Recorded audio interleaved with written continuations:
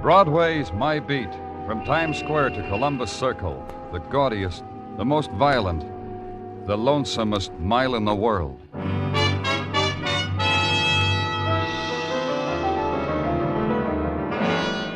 Broadway's My Beat, with Larry Thor as Detective Danny Clover.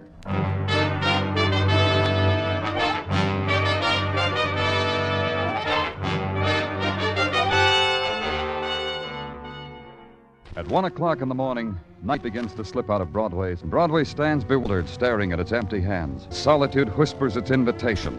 And the derelicts of night run from it, beat on a door, plead for a refuge from the offered emptiness. But no door opens to them.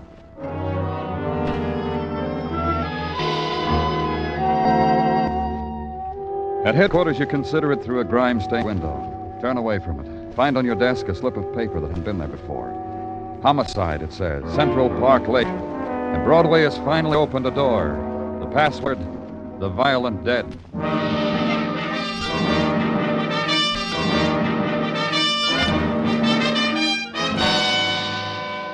There's the lake and the facade of the city embracing it.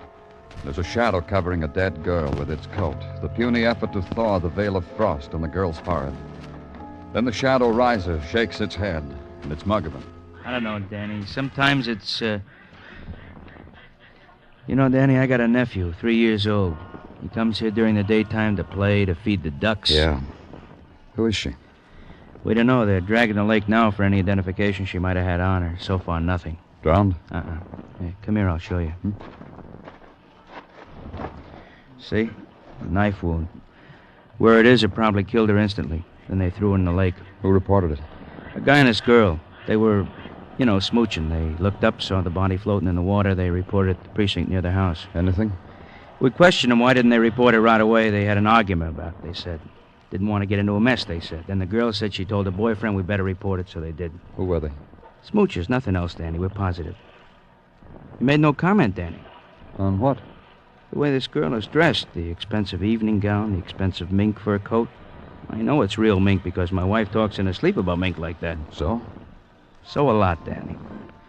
A girl as expensive, as beautiful as this one. Somebody will come asking for her. It's the least they could do, huh, Danny? There wasn't anything to say after that. And from far away, across the stillness, the brief, wild sob of a boat whistle. And the sudden flurry of wind through naked branches. The quick, small sounds in places where there's no sun. This was the autumn's night pastoral, with death in it. I turned up my collar and walked away from it.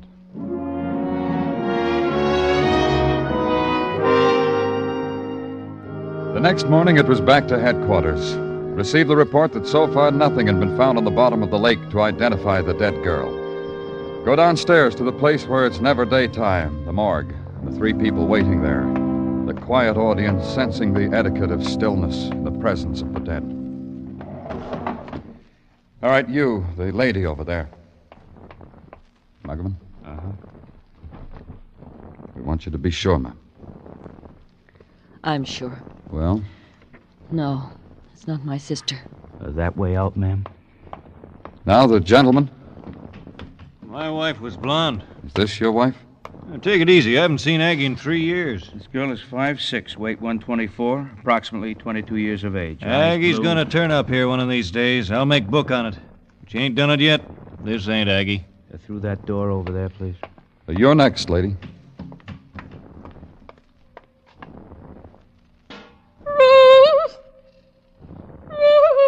Hey, you're Mrs. Hunter. What have they done to Coslow! Look at you like Hey, Coslow! Yeah? What do you want? Why didn't you come Oh, it's her. Get her out of here, will you? Yeah, come on, Mrs. Hunter. We know. Ever so often this happens with Mrs. Hunter, Danny. Really identified a daughter here about 5 years ago. Keeps coming back. I don't know. That's all of them, huh? Funny. Lovely young girl, dressed beautifully. Someone must want to know what's happened to her, where she is. Someone must know who she is. Okay, Muggavan, we'll try it another way.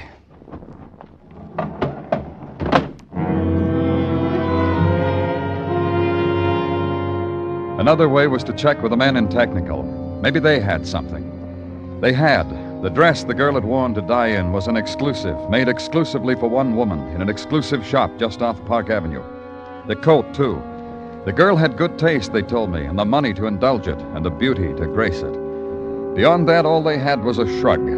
So I packed it, shrug and all, in a cardboard suitcase. And on top of it, the portrait of the girl taken in death. And closed the cover, snapped the lock.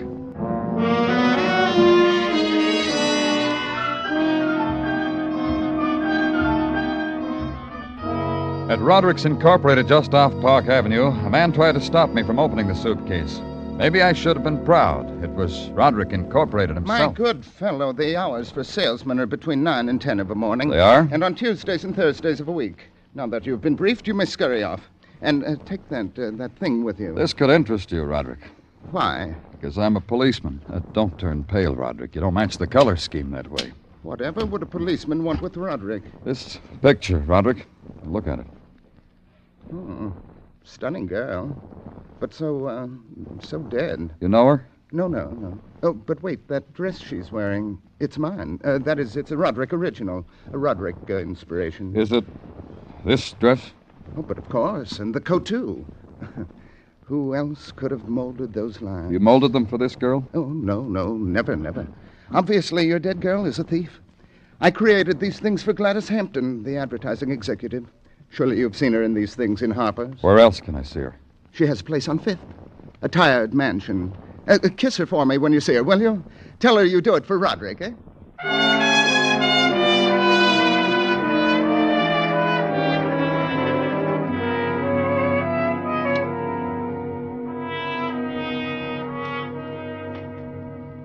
If you don't mind, Mr. Clover, let's get this over as quickly as possible, shall we? All you have to do is cooperate, Miss Hampton. Cooperate? I've just come home from Vermont. Just this morning. I've got work to do. Cooperating with police is not on the I agenda. want to show you something.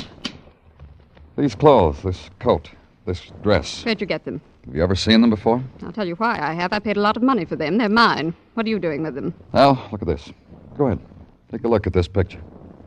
That's Joan. What's this all about? Who's Joan? Joan is Joan. Joan Fuller, my maid. What's happened?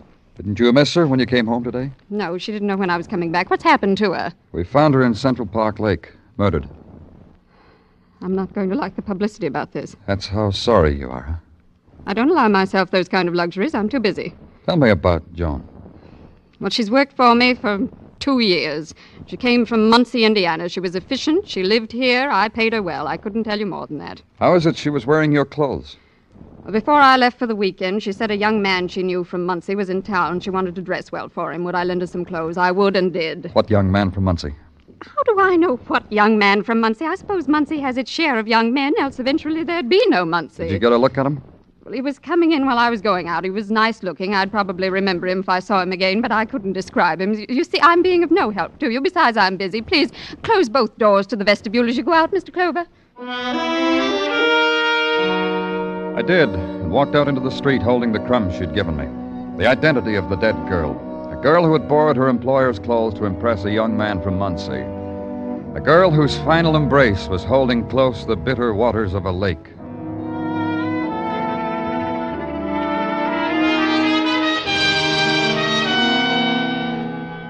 At headquarters, the routine that is a requiem for the violent dead. A telegram to Muncie asking for information on Joan Fuller.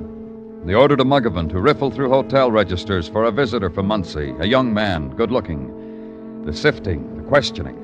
The break for a cup of lukewarm coffee. And then another call from Muggavan. Hotel Adams, Danny. A Johnny Barrett. Registered with his wife from Muncie. I looked at him, Danny. He looks likely. The tired room, complete with stained rug, stained washstand. And the young man at the dresser, manicuring his fingernails. You're here to present me with the keys to the city? I'd like that, because I'm fond of your city. To ask you questions, Mr. Barrett. Now, what would a boy from the country know that would interest a big city man like you? He might have known a girl named Joan Fuller. He might have known a lot of girls. Not one named Joan, though. That's one he's missed. How big is Muncie, Mr. Barrett? Big enough that I could walk its streets, put nickels in slot machines, order a beer, go alone to movies, and never meet a girl named Joan. It teases me, though. I'd like to meet her. She's dead. She was murdered. That makes me sad. I cry when girls die. It's a thing with me. Let's go, Mr. Barrett. I haven't finished my pinky. You want to show me the sights? I want to show you to a woman who says a young man came calling on Joan Fuller, a young man from Muncie. That could be a sight. Get your coat, Mr. Barrett. Let's go. Can't wait. Oh, honey. Honey, doll, come on in. Enjoy looking at the shop windows? Jimmy, who is... A policeman, honey. He wants to go show me to a lady. This is my wife, Mr. Clover.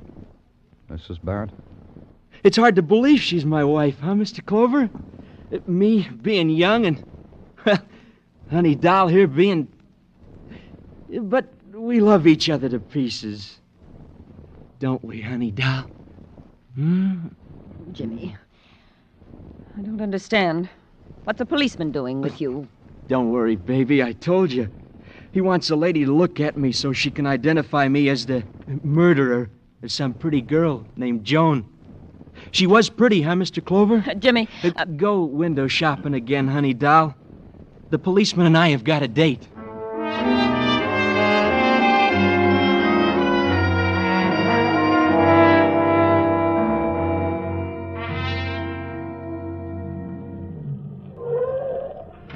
Let's go, Jimmy. Sure, let's go. This house. Nice house. Ever been here before? No? Bet you wish I had, though. Nice chimes. Pretty. Nice. Funny. Vestibule door's open a bit. Miss Hampton liked her doors closed. Oh, you wouldn't peek, would you? Yeah, I would. Stuck. It'll only open half. Hey, look. What there was to look at was a vestibule floor, a tile mosaic in a simple block pattern. Clean, gleaming. Even the blood that spread across it had a new quality to it. Miss Hampton's blood. Miss Hampton lying there. I knelt beside her. Miss Hampton with a knife in her heart. Miss Hampton, dead.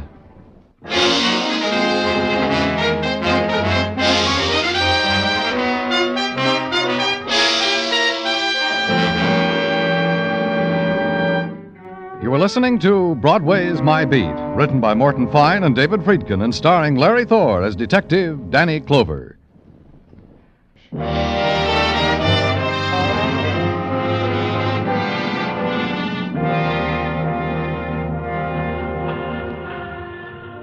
When it's November and the winter is a-comin' in, Broadway is a place of regret. The dreams are dying, and it's a long time before April will come again. The orange juice stands put glass doors between themselves and the pavement, serve hot coffee as a buffer against the wind and loneliness. Somebody leaves a newspaper on the stool beside you, not very neat, folded badly. There's a small bit of blackberry pie on the item that tells about a girl who floated face downward in the lake.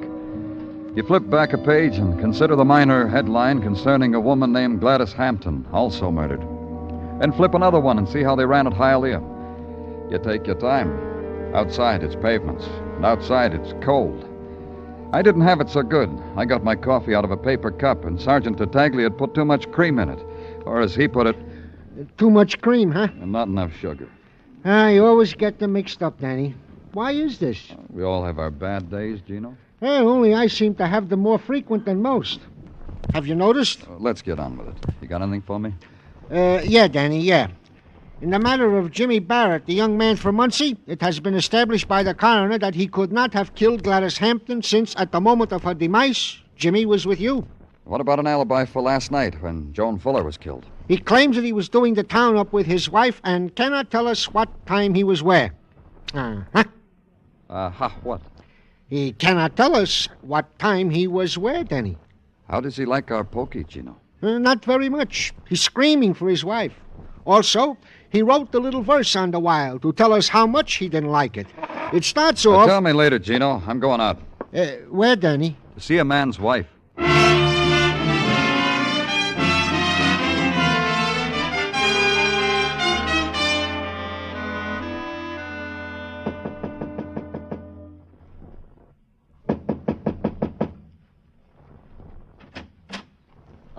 It's you.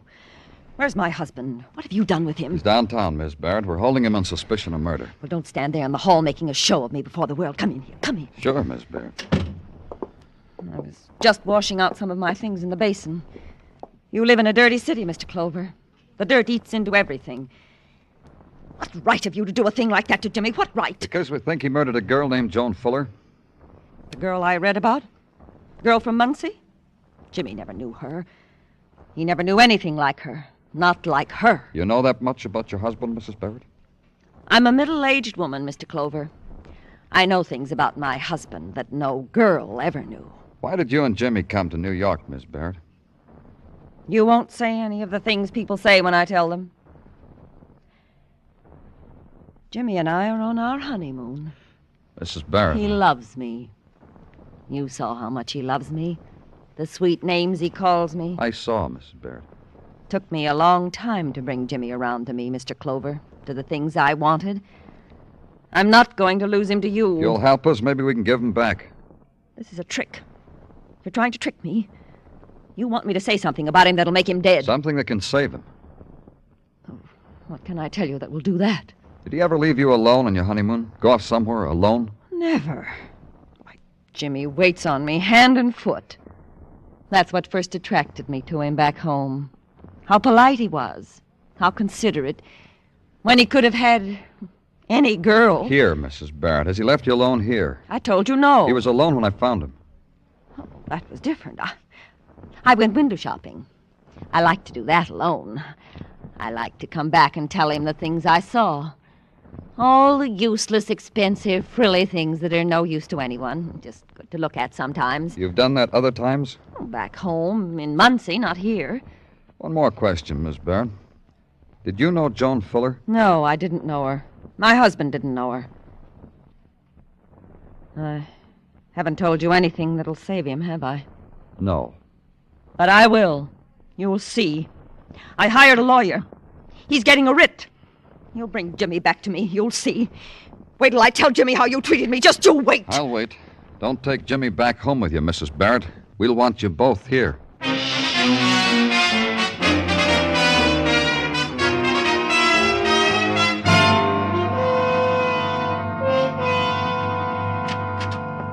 Danny? Come on in, Gino. Okay.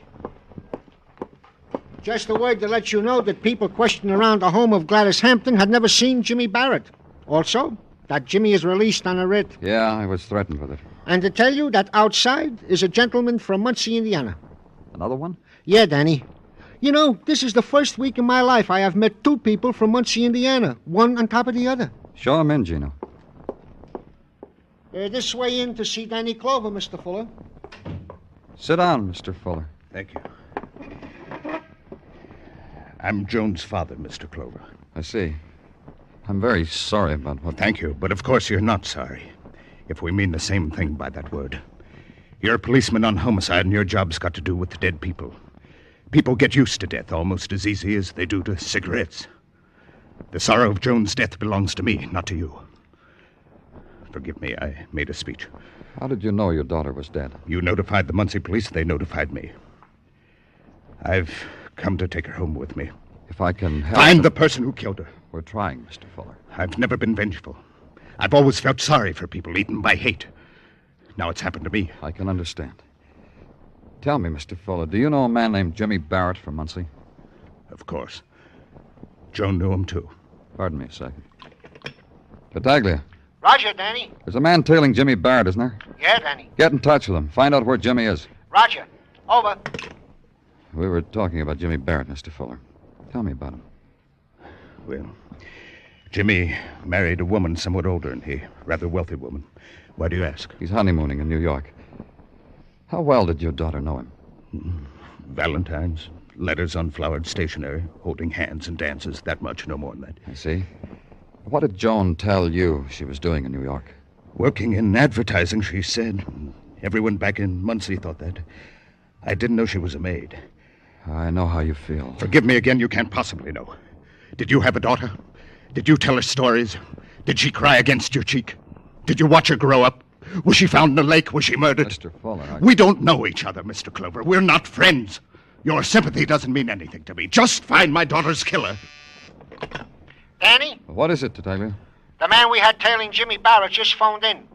Jimmy just bought himself a new car 5 minutes ago, brand new Hudson. Where? Tobin's on 105th Street. Thanks, Gino.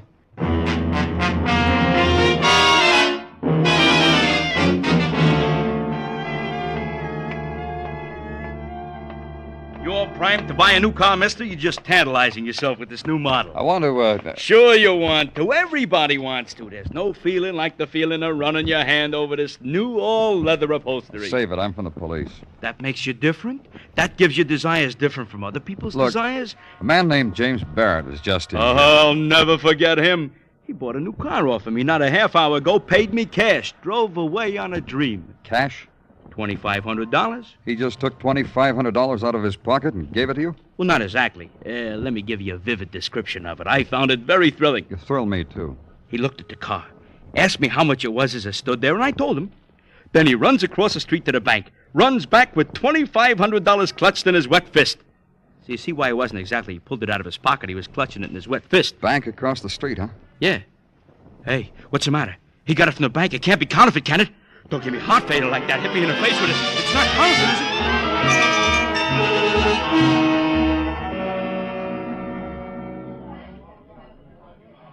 Don't you find it rather interesting, Mr. Clover, that I, Stephen Chase, am working for the Corn Exchange Bank? We Chasers have a bank of our own, you know. I know. And you're the Chase who gave Barrett $2,500. Precisely that Chase. Does Barrett have an account here? As of this morning, a rather plump one.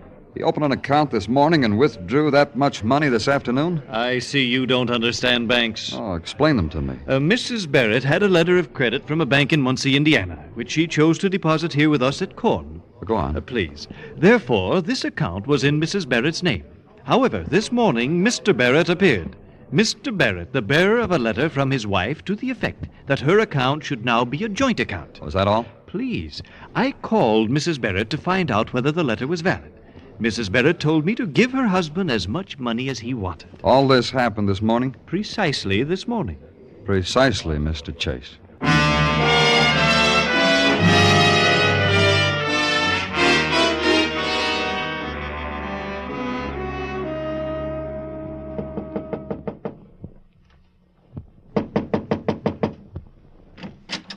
Oh, hiya, Danny. Just going out. Want to go out with us? No, I'm coming in. Well, Miss Barrett, see you got all your things packed. Going back to Muncie? Oh, no. You said we couldn't go back to Muncie until this thing was all cleared up. We're going to find a nicer place to live. Yeah, me and the honey doll are going to branch out. Nothing but a ball from now on. We're really going to live. Aren't we, honey doll? Whatever you want, Jimmy. Tell me what you want, Jimmy. What I want? Get out of this crummy hole. New clothes for honey doll. And for me. Drapes. Double-breasted. I understand you got a new car. It's got New York talking, huh? We're talking about it down at headquarters. Jimmy, the man said he'd show us the penthouse at 9 o'clock. It's almost that now. You heard what honey doll said, Danny. I guess I'm henpecked, that's all. Tell me when all this happened, Jimmy. The last time I saw you, you were happy, right here. How much are you allowed to meddle in our lives? What concern is it of yours where we live? Oh, honey doll. Don't talk like that to Danny. He wants to come up for a drink sometime.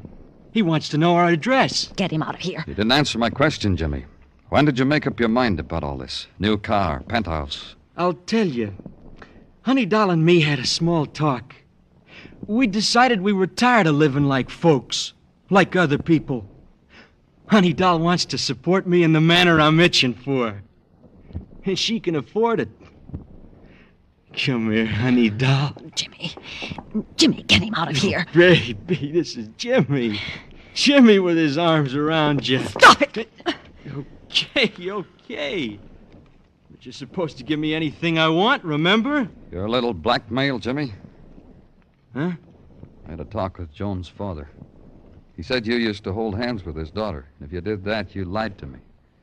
You did know, Joan. You did lie to me. Danny, so I lied to you. I was nervous. It's getting late, Jimmy. Did you lie to him, Miss Barrett? Did you know Joan back in Muncie? No. But you knew Jimmy knew her. You knew Jimmy was seeing her while you were here, while you were on your honeymoon, Miss Barrett. Oh, why not, Danny? Guy likes to look up old friends, especially an old friend who's made good in the big city. I got news for you. Joan was a housemaid. Those clothes she was wearing belonged to her employer. I knew that, and I understand why she did it. To impress me. To make me hate myself because I married another woman. Jimmy, you realize what your lying can cost you. Sure, Danny. Now I'm your number one murder suspect. That's right. Danny. Uh-huh. What's the penalty for murder in this state? Premeditated? Premeditated. Life, the chair. Depends on the jury. And how about for obstructing justice? It depends. 1 to 10, maybe. But for murder, it can be the chair, huh? That's right. Did you hear that, honey doll? You're going to get the chair. Jimmy. You killed so you could keep your husband, didn't you, Mrs. Barrett? Jimmy. I'm begging you. Get him out of here. You were afraid Jimmy would get blamed for it because Miss Hampton, her employer, could recognize him. You had to kill Miss Hampton, too, didn't you? Jimmy. That's what you held over your wife, Jimmy. You knew all this. She had to give you everything you wanted. Thought you'd get as soon as you were married, but didn't. 1 to 10, huh? That's the way it was, Danny. You! You filth! I killed my Joe! Killed my Joe! And you filth!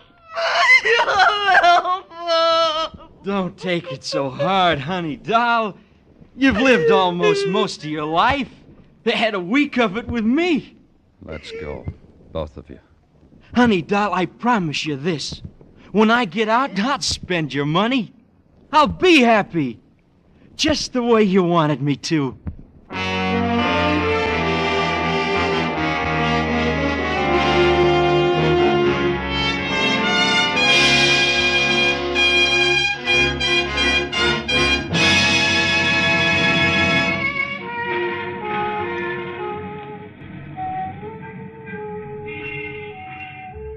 Broadway looks good now. It's wearing the funny mask with the funny nose, and the big smile painted in scarlet. The scarlet you've known in other places and other times. Don't rip off the mask, kid, because you couldn't stand what you'd see. It's Broadway, the gaudiest, the most violent, the lonesomest mile in the world. Broadway, my beat.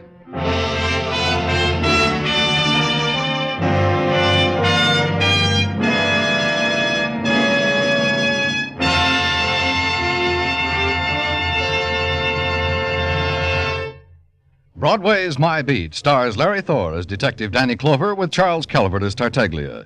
The program was produced and directed by Elliott Lewis with musical score composed and conducted by Alexander Courage.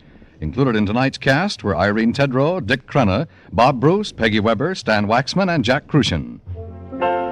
This is Dan Cubberly speaking. This is CBS. It's on the Columbia Broadcasting System.